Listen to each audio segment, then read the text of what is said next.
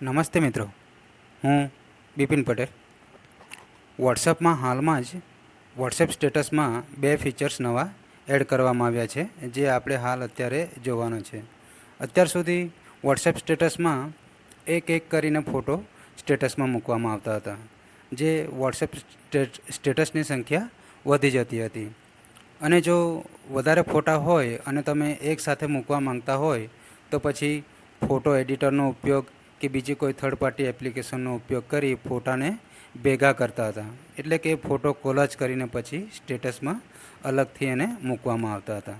પણ હાલમાં જ એ ફીચર્સ વોટ્સઅપ દ્વારા એડ કરવામાં આવ્યો છે, જે આપણે હાલ અત્યારે જોવાના છે. એના માટે થઈ હું મારા મોબાઈલ પર મોબાઈલની સ્ક્રીન ઉપર જઈ વોટ્સએપને હું ઓપન કરી લઈશ અને વોટ્સએપ સ્ટેટસ અપડેટમાં જઈ અને એની અંદર વોટ્સએપ એડ નામનું જે ફંક્શન છે ત્યાં હું ક્લિક કરીશ. અહીં ક્લિક કરતાં ઉપર જે લેઆઉટ ખોલીને આવે છે ત્યાં ટેક્સ્ટ લખાયેલો આવે છે, મ્યુઝિક લખાયેલો આવે છે, લેઆઉટ લખાયેલો આવે છે, એઆઈ ઇમેજ લખાયેલો આવે છે અને વોઇસ લખાયેલો આવે છે. જો તમારા મોબાઈલમાં આવું કંઈક લખાયેલું ના આવતું હોય તો પણ કોઈ ચિંતા કરવાની જરૂર નથી, કારણ કે તમારું વોટ્સએપ જે છે એ હાલ અપડેટ નથી. એટલા માટે તો હાલ તમારે પહેલાં તો સૌપ્રથમ તો વોટ્સએપ અપડેટ કરવાની જરૂર છે. તો આને અહીંથી વોટ્સએપને મિનિમાઇઝ કરી લેશું અથવા તો કેન્સલ કરી લેશું. ત્યાર પછીથી મોબાઈલમાં જઈ મોબાઈલની સ્ક્રીન ઉપર પ્લે સ્ટોરને ઓપન કરી એમાં વોટ્સએપને સર્ચ કરવાનું રહેશે. અહીંથી હું વોટ્સએપને સર્ચ કરું છું.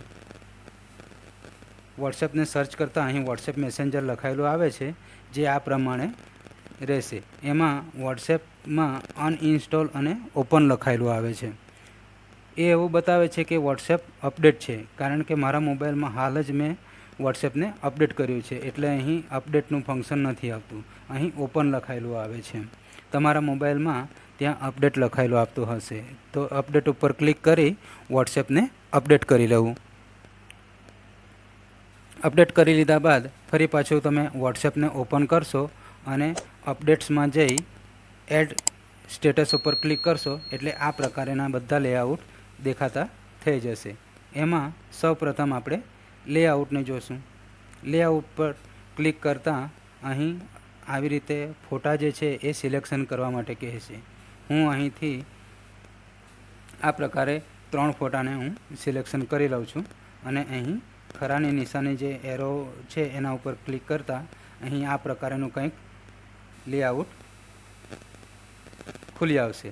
એને તમે જે તે ફોટા ઉપર ક્લિક કરીને તમે ઉપર નીચે કરીને સરખાવીને તમારા પ્રમાણે એને રાખી શકશો અને સેટ કરી શકશો. અહીં તમે જોશો તો બીજા પણ વધારાના લેઆઉટ છે, એના ઉપર ક્લિક કરતાં આ પ્રમાણે કંઈક અલગ અલગ થશે.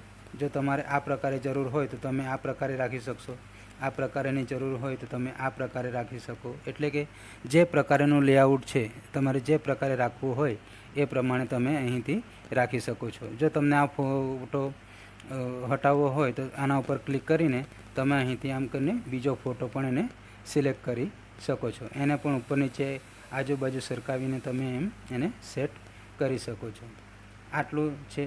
જે હવે પછી આ જે ફોટા જે છે એ કોલાજ થઈ ગયા છે, તો એને હવે આપણે અહીં ઉપર ડન કરી દઈશું. ડન કરતાની સાથે જ થોડી વારમાં પ્રોસેસ થઈ જશે અને આ સ્ટેટસ ઉપર મૂકવા માટે ફોટો રેડી છે એવું કમ્પ્લીટ થઈ જશે. સાથે સાથે અહીં બીજું એક વધારાનું પણ ફિલ્ટર ખુલીને આવે છે. એ ફિલ્ટર ઉપર ક્લિક કરશો તો આવું કંઈક આવે છે. એમાં અલગ અલગ પ્રકારની ઇમેજ છે, એના ઉપર ક્લિક કરતાં એ અલગ અલગ પ્રકારે રાખશે. તમારે જે પ્રકારનું લેઆઉટ તમે રાખવા માંગો છો એ પ્રકારનું તમે લેઆઉટ એને અહીં સેટ કરી શકો છો. હું હાલ અત્યારે અહીં નન પર રહેવા દઉં છું અને અહીં ઓકે કરું છું. આટલું થઈ ગયા બાદ એ હવે સ્ટેટસ પર મૂકવા માટે રેડી છે. એનાથી વિશેષ વધારે જો તમારે અહીં મ્યુઝિક એડ કરવું હોય તો ઉપર અહીં મ્યુઝિકના ફંક્શન ઉપર ક્લિક કરશો તો અલગ અલગ પ્રકારના મ્યુઝિક પણ અહીં ખુલી આવે છે. ઉપર સર્ચ સોંગ ઓર આર્ટિસ્ટ એવું લખેલું છે, ત્યાં તમે કોઈ સોંગને સર્ચ પણ કરી શકો છો અને એ સોંગ તમે એમાં એડ કરી શકો છો. જો સોંગ તમારે કેવું વાગે છે એવું જોવું હોય તો આના પર ક્લિક કરીને તમે આ રીતે સોંગને વગાડી પણ શકો છો. અને બાજુમાં જે આપેલો એરો છે એના પર ક્લિક કરશો એટલે એ સોંગ ત્યાં અપ્લાય થઈ જશે. અને સોંગને તમે જ્યાંથી સિલેક્ટ કરવું હોય ત્યાંથી આગળ પાછળ સરકાવીને સિલેક્ટ પણ કરી શકો છો. ડન ઉપર ક્લિક કરતાં એ સ્ટેટસ ઉપર મૂકવા માટે કમ્પ્લીટ થઈ જશે અને સાથે એમાં સોંગ પણ વાગશે. હવે સ્ટેટસનું બીજું ફંક્શન છે, એ બીજું ફંક્શન જોઈએ. એના માટે હું આ ફોટો કોલાજને ડિસ્કાર્ડ કરી દઉં છું. ફરી પાછા વોટ્સએપના એડ સ્ટેટસ પર ક્લિક કરીશું એટલે ત્યાં ઉપર ટેક્સ્ટ મ્યુઝિક લેઆઉટ દેખાય છે, એમાં મ્યુઝિક ઉપર ક્લિક કરીશું. ફરી પાછા મ્યુઝિક ખુલશે. તમે તમારો પ્રકારેનું જે પ્રકારેનું મ્યુઝિક રાખવા માંગો છો એ મ્યુઝિક ઉપર ક્લિક કરી એરો ઉપર ક્લિક કરી અને તમે એ મ્યુઝિકને અહીં એડ કરી શકશો. વધારામાં આજે હેપી બર્થડે વાળો જે અહીં થંબનેલ દેખાય છે એના ઉપર ક્લિક કરશો તો તમે એ થંબનેલને પણ આમ 4 પ્રકારે અલગ અલગ રાખી શકો છો.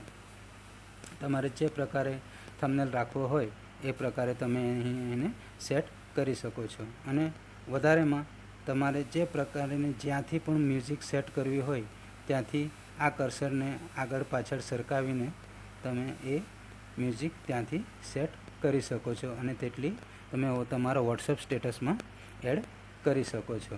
અહીં ડન ઉપર ક્લિક કરતાં એ સ્ટેટસ ઉપર એડ કરવા માટે કમ્પ્લીટ થઈ જશે. અહીં એરો પર ક્લિક કરશો એટલે એ સ્ટેટસમાં એડ થઈ જશે.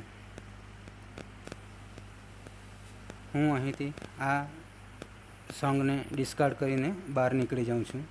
મિત્રો, વોટ્સએપ સ્ટેટસનું આ ફીચર્સ કેવું લાગ્યું એ આપ નીચે કોમેન્ટ બોક્સમાં જરૂરથી જણાવજો. આવા જ અવનવા વિડીયો, અવનવી માહિતી જાણવા માટે, જોવા માટે મારી ચેનલને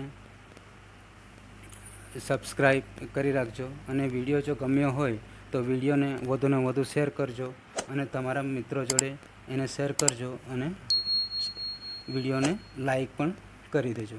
થેન્ક યુ. આભાર.